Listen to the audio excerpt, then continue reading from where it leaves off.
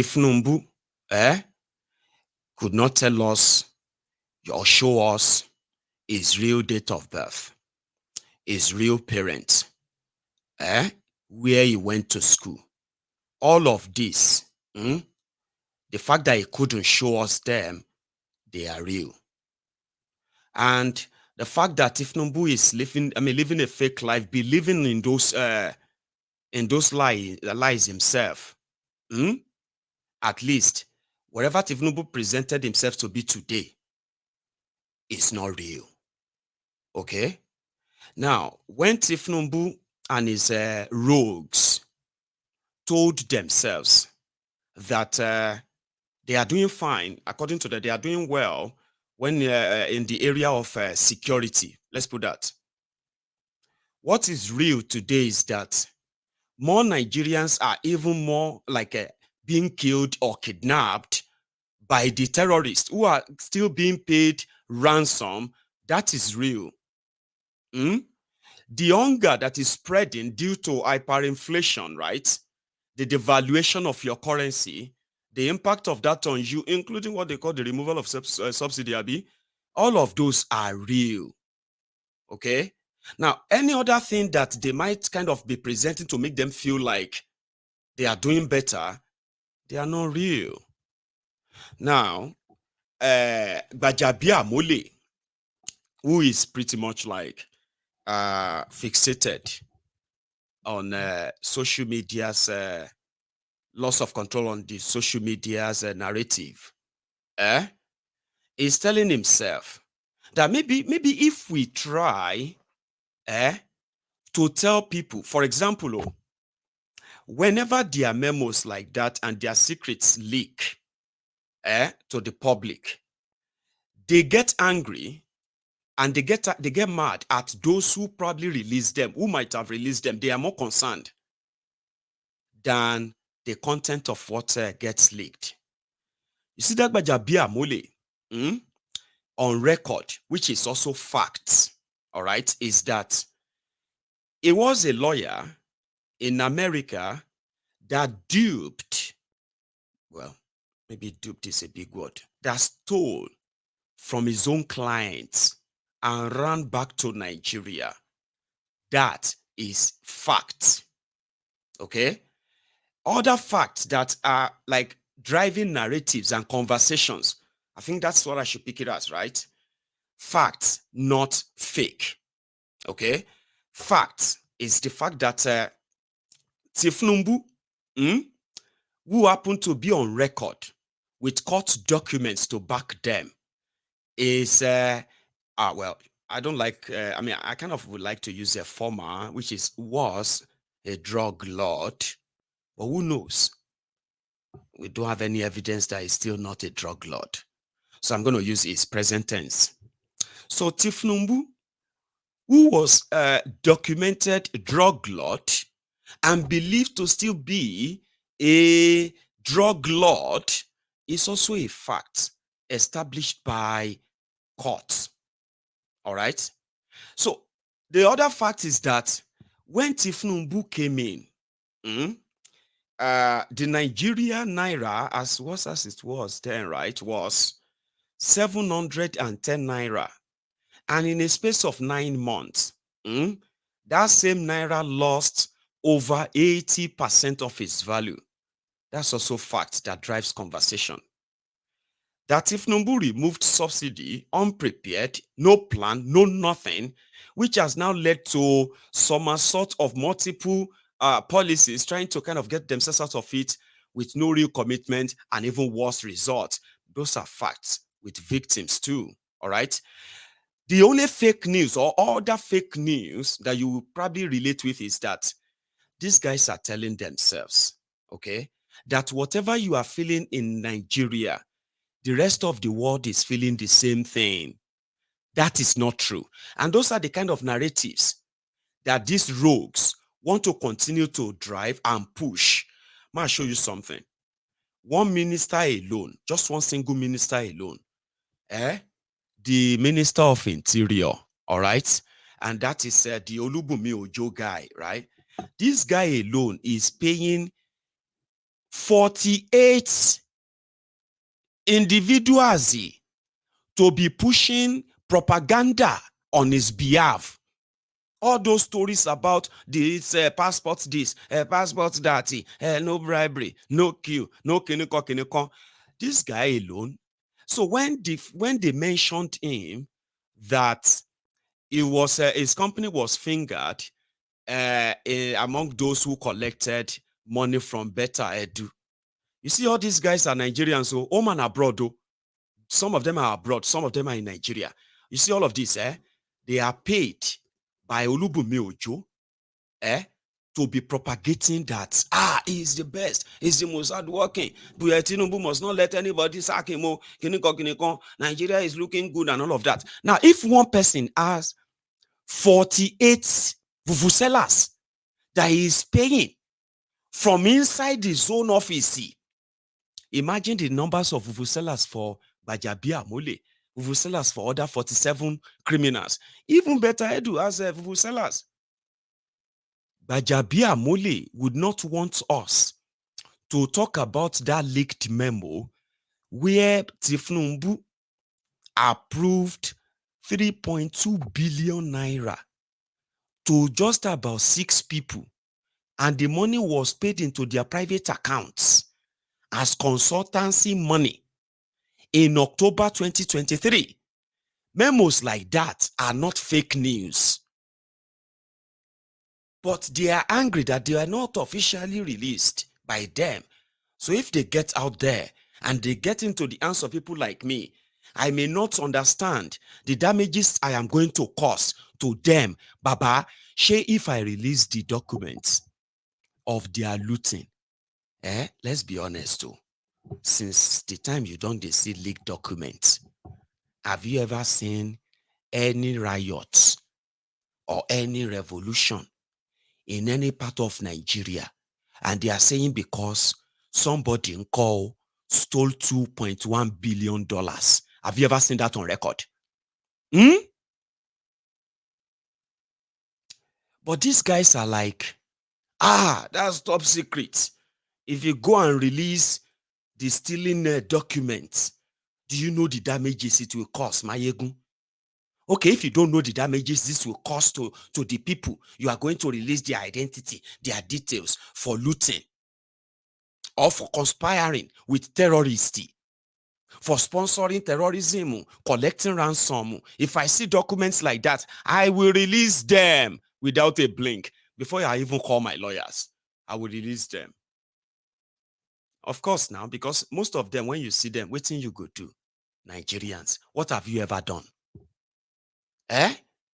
So that these guys are paranoid and they will use anything and everything to force that fear on everyone is so funny.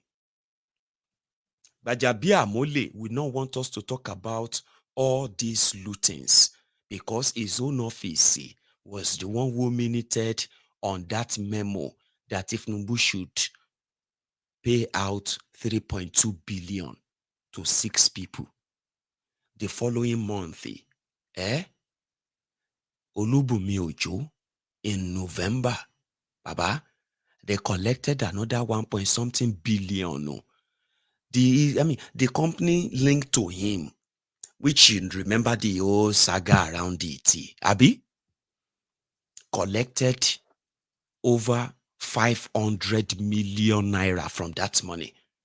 And he said, no, I no longer control it. Okay. And you see these people, they are the ones who were telling you, hey, what is wrong? Is it because somebody is now a minister? Does that mean that that person cannot have his own business? Does that mean that his own business cannot take contract? These are the people who were sharing, who were promoting all of that all over social media. To the point that some of you, godly, you are like, it's true now. It's true now. They said the guy is working. I mean, the guy is working, is doing well. Though it's not, I don't like Tinubu, but the guy is working. These are the people who are putting all those nonsense in your brains. Nobody is working anything. You are just a pawn on their chess table. So Gbajabiamila was doing all those lyrical bedu, lyrical twerking, and then flexing because Fashola wrote a book. Fashola. Publisher Fashola. Ìsàlẹ̀ Èkó Barack Obama. Àjàngbàdì Albert Einstein. Few days ago, there's this podcast. A little fraction, a few seconds of it, made its way to the social media and got people talking. What was that? Remember that before APC, Egbekegbe, Fashola was their poster boy, remember? If you see what Fashola did in Oshodi, he cleared down all of that place. Traffic, everybody is now moving fine. All those agberos, all those cars parking everywhere. If you enter one way in Lagos last song, Baba, if they catch you, they will go do brain tests for you. See how Lagos is developing. See how Lagos is fine. See how Lagos is can you come? Fashola have started that arrest. See, Fashola this, Fashola that. But Kosomi, because security, Titi Oda, the same story. Dilapidated infrastructures everywhere. Don't blame, don't see, don't suffocate yet. Okay, hang on. It was their poster boy. At a point, Fashola became the genius. Fashola is talking. You don't understand. When Fashola, all na Jones, last, at a point, Fashola became an expert in electricity generation and distribution. Fashola was somewhere and he told the entire audience, this whole thing is nonsense. You know the way me and you go talk. Say me and you. I mean, I was at my friend's today and we're talking about Nigeria. And at a point, right, just a little bit of digression here, okay? And my friend was like, I don't even understand why they can't just do this. So me and I can't talk. So me too, we can't like, imagine, even if people didn't vote for you, even if you are illegitimate, like you still have that power, Abi. Like you want to change Nigeria, like, if you should start with security. Like, for example, you want to do agriculture, Abi, you need to grow food. People are hungry, Abi. All those areas that farmers have been chased away, you are going to call everybody and tell them, listen, guys, you, this is what I want to achieve. On the issue of food cultivation and production and all that, the next 2 years, people are going to hate us. They are going to say a lot of things. In fact, they are going to attack us. But you see, next 2 years, I want to, I wanted to get people back on the farm, okay? Protect them and ensure that we harvest bountifully, flood everywhere with food, build their silos to keep and store some of them for like that. And I need you to help me. You can't steal money. I'm going to take care of all of you, okay? Very well. But you see, any money allocated for anything that has to do with this particular project, if you steal it, you die. I will order for you arrest myself, and I will use you as a scapegoat. I'm not kidding. You know how you now mobilize all your military, everybody, Air Force, everybody to the entire northern and middle belt part of Nigeria. Kill those terrorists you can kill, arrest the ones you can arrest, and chase them away and permanently base those people there. And farming, lori juju pali. I'm talking about mechanized farming. You have a target, rice, every food. Now me and my friend they talk. Nigerians now. You won't talk about how to develop things. I said like 2 years, Baba, food will be everywhere. All this issue of if you want to import food, go and import. Nobody is giving you any subsidy to import anything anymore. Here you get open border, open everything. You see, if you exchange your dollar for 1,300 naira to $1, and you want to go and bring rice, the same rice that they've grown you know what I mean? Like well processed rice everywhere. Millions of tons of metric tons of rice, grains here and there, like me and my paddy, they talk. So if you want go import, go anywhere where you want go. Now you go short. That's how this whole food crisis will cut. And you will be surprised that at that 2 years alone, Baba, not be only say Nigeria go get food in abundance, it go dey too cheap. That Nigeria go, now the neighboring countries go they pay. what Nigerians are paying now. You know that kind of level. People will say, oh, more cheap. I mean, things are tough in Nigeria, but not like food. Oh, more back, don't get food is, like it's like waste everywhere. Now other African countries they pay, so you begin to export. You see that beautiful idea? Now like that it be for me and my pal. Sometimes they call them beer parlor idea, but they are beautiful ideas. But me, we no get access to power. So in 2014, somebody like Isaleko Barack Obama, Fashola, was telling the gullible ones that, what is there? We could have built electricity for Lagos. Lagos could have had 24 hours electricity. Lagos no get water to drink. Oh. But it was there. People when they listen to him then, they did not ask them, person we want generate electricity. Ordinary water, if you generate to give everybody. Now that one, but they didn't see it that way. It was the time every one of them was drinking the Kool-Aid of change. It was their poster boy. At that time, the president is the most powerful, to the point that when armed robbers robbed in Lagos, Fashola went on, what do you call it? Hang on, before I even get to that. Talking about electricity. Fashola was on a podium. He was telling educated, gullible ones then that, what is there in electricity? What is there? Electricity, lason. Ordinary electricity. If you put 1,000, I better pass my neighbor together. That is 1 megawatt. Do you know how many kiniko in Nigeria? How many generators in Nigeria? But it is because the people in charge of electricity in Nigeria, they were Bantueyos. People who have no idea of what they were doing. Their poster boy, Fashola, was an expert in the area of security, area of, it was like, area of security.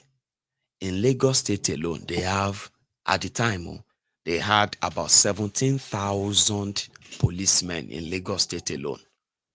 So armed robbery incident took place in Lagos. This was late 2014, I believe, right? And it shook everyone. These armed robbers, when they finished robbing, I think they jumped on a speedboat on the bridge and they just sped off on the, that lagoon. And Fashola went on another podium. It was governor then. And he said, this is the problem of this country. This is why Jonathan must go. Can you believe it? Because Jonathan was coming to Lagos.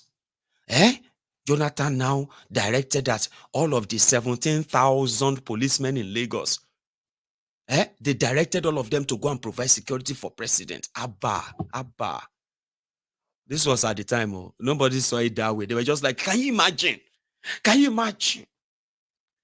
But they suffered more when Bukwari became their president. This is just a flashback, just a flashback. In documentaries. But today is a very sad day, really.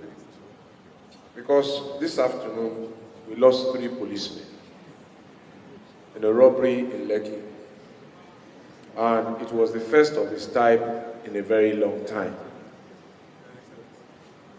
But I also know that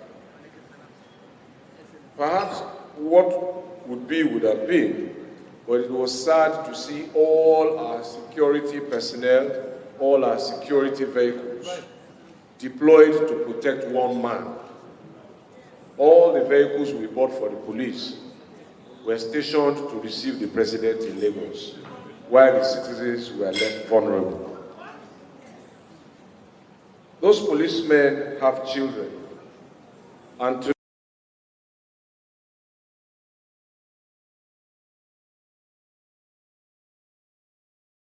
You get that? And that was in I think it was actually 2015, before the charade election then.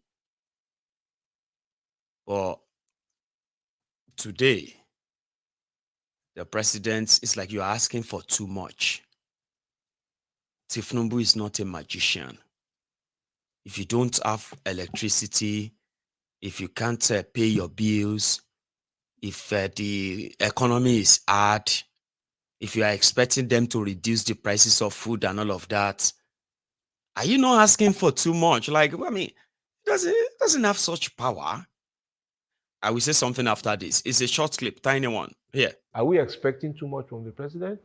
What constitutional role does the president have with regards to things that affect the majority of people, water supply, sanitation, getting a business permit, paying rent? And those are things that are not the responsibility of the Nigerian president. Yes, but I feel like Excuse me. I felt like you completely sidestepped what I said. Did there. I? Nuisance, Lele. And sometimes they might like to be sounding foolish, but they are like theatrical. So they're like, they're actors. Okay. Now, to those of you who probably are like their, what do you call it? Their ass lickers. People will look at them and be like, oh, more, people have not really been paying attention. No. We have not really been paying attention, or maybe we have not been paying attention enough. These guys are pure chancers. I swear, if you take a look at every one of them individually, they are pure chancers. Some people will be like, I don't even know when they changed to this. I mean, if it was 10 years ago, if it was 20 years, Baba, you just haven't been paying attention. You need to listen to them. Fashola was made Minister of Power, Housing, and Works under Bukwari because he's their star boy from Lagos. You remember? And under the same Fashola, in 4 years before they now have to allocate the ministry to another person, under Fashola alone, the Nigeria national grid collapsed over 300 times. In fact, 381 times under Fashola. Do you also want to hear the added one? For these 4 years that he was minister, plus another 4 years that another person was that same minister of that power, under Bukwari's ruinous, destructive regime, ladies and gentlemen, these guys added 0 megawatt of electricity to the Nigeria national grid. But they are the motivational speakers. They are the advisors. They are the role models. To those who are ruining your lives. And Nigeria, Abi, just so you know, empty barrels, agba òfìfo, korofo ligi. But it is not that they didn't know what they are doing. No, they do know what they are doing. It is some of you. Some said that these people are so overrated. No. These are not overrated. You got deceived because they said what you wanted to hear. Yeah. Come on. Why can't we? Rufaya became a governor that sat over the graves of the graves of innocent people in southern Kaduna for 8 solid years. They do know what they are doing now. Now you possibly just fell for what they are saying because they were saying what you wanted to hear. So unfortunate that everyone is their victim. Now let me explain to you. When they tell you that the president is not responsible for your sanitation, it's not responsible for your rent, it's not responsible for your, cost of living, and you will see the educated wearies, the educated morons. They will say, it's true. Is it the president that's going to come and pay your house rent? So if you cannot afford to pay your house rent now, so it's because of the president, Abi? So if you cannot afford to send your children to school now, so it's because of the president. What don't you understand? Do you know that educated people are more dangerous than illiterate? Google it. Yes, in Nigeria, educated people, they are more dangerous than uneducated people. Because you see the mess you are in today, they were created by educated people. How this old wahala lasted this long, those who created these problems and those who have turned to explainer-in-chiefs for you, those ones who are explaining the policies of these criminals to you, educated ones, they are more dangerous. I'm serious. Because they are those who make you believe there is something substantial in their policies. So now let's go back to it. Shall our president go pay your rent? Of course not. But the policies of the government led by a president can make or mar your lives.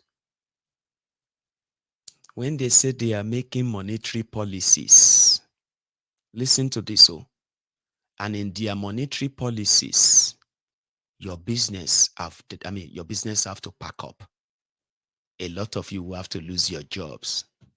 Your source of income, of funding your lifestyle, supporting your family and every other thing that you do dream of as a working person, they would die before you. Those dreams would die before you. It doesn't have to touch you.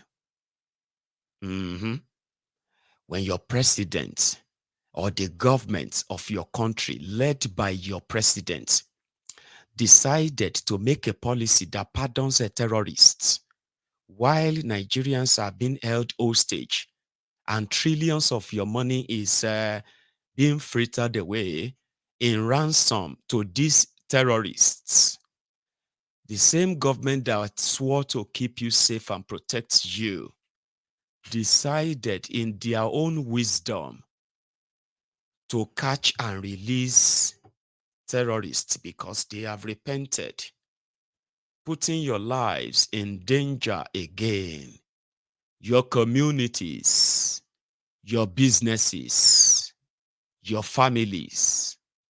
One single policy of a rogue as your president can quickly wreck you and turn you to a pauper. That is how the president affects you. And that will be the moment you become somebody who used to pay the school fees of your children. Suddenly, you can no longer pay it.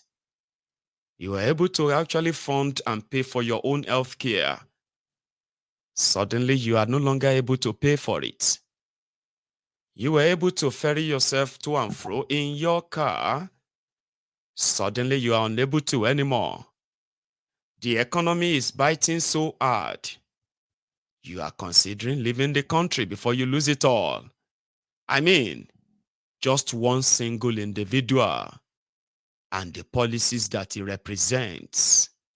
So if somebody like Fashola, the Ajangbadi Albert Einstein, or Oworonshoki Thomas Edison, Isale Eko Barack Obama could boldly face a camera and tell the rest of you before he started gaslighting you that, are you not expecting too much? When the policy of a government has opened and kept doors opened for looters and criminals who have continued to chance and cheat and steal from Nigerians and unable to actually produce electricity that could help jumpstart an economy. People want to fix economy. They are telling you to wait till 2026 before you can possibly have a stable electricity. But they are angry that Others are telling you do not believe them. They are like others who once told you they were going to generate 10,000 megawatt of electricity every year. Do you know that if APC, Egbekegbe, had kept to their own promise on power alone, just power alone, do you know they would have generated over 80,000 megawatt of electricity by now? According to their promises. And do you understand what that means to a country like Nigeria that has been in darkness to the point that the rest of Africa, they are calling Nigeria generator economy or generator country or something like that?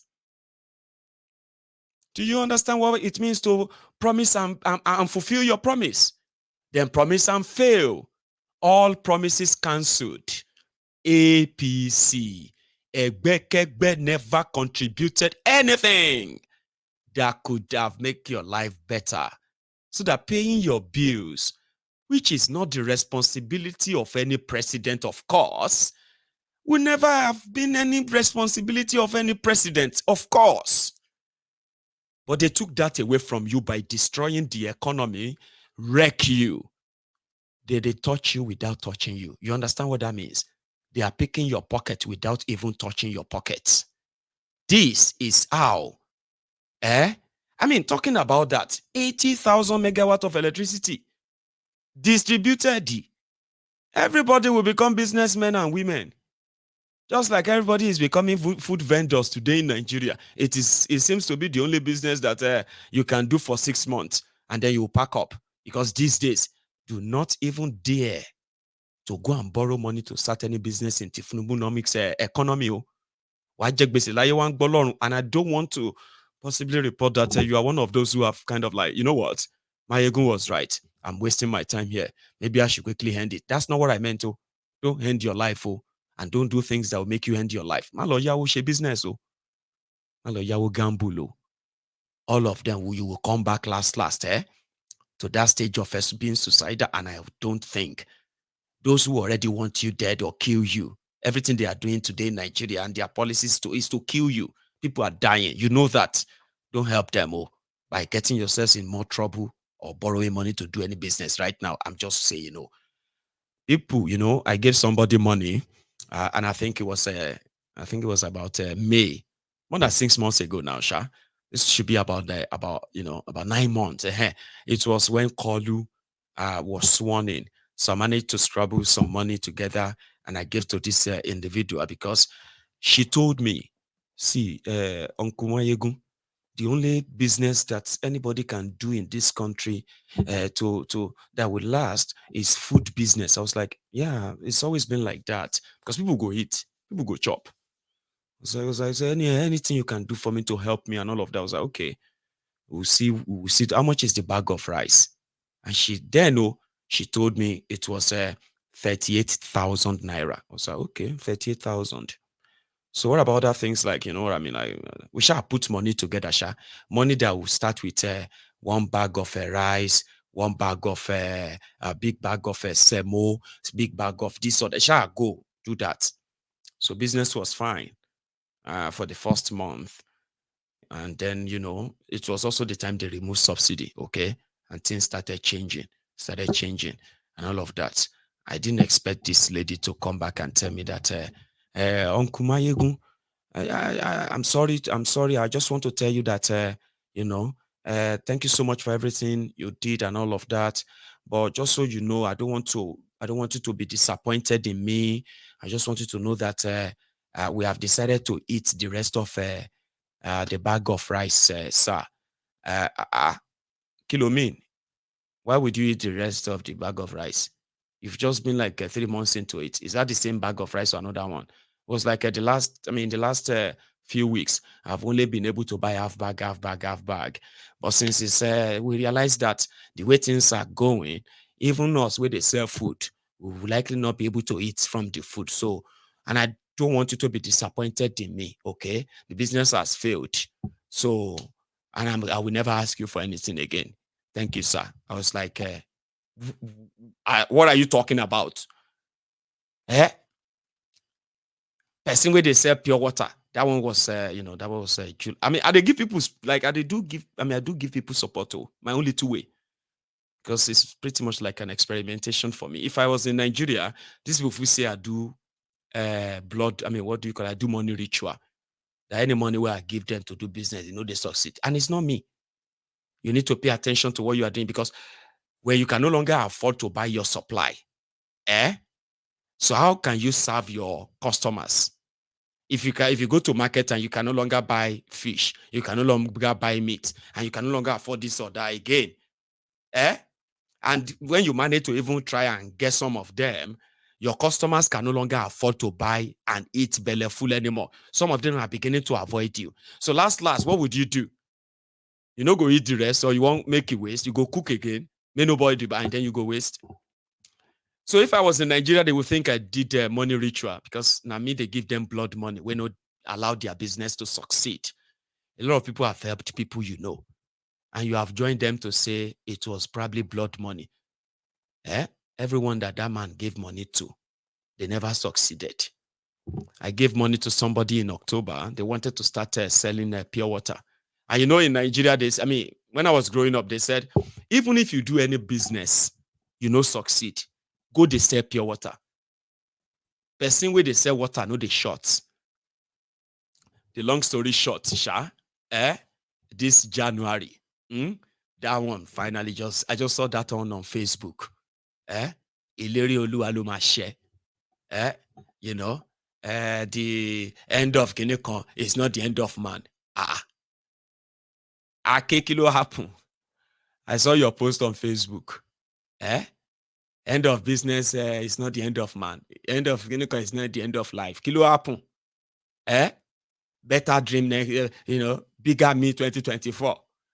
The end of business is not the end of life. Kilo she business, she pure water money. About 2 bag 500 naira now. And as it could be like say we they beg people to buy pure water. I say, back mommy town can short now. Person where they sell water, no, they short now. Now water now, natural resources. I know, Mayegun, but Nigeria is more than that, Mayegun.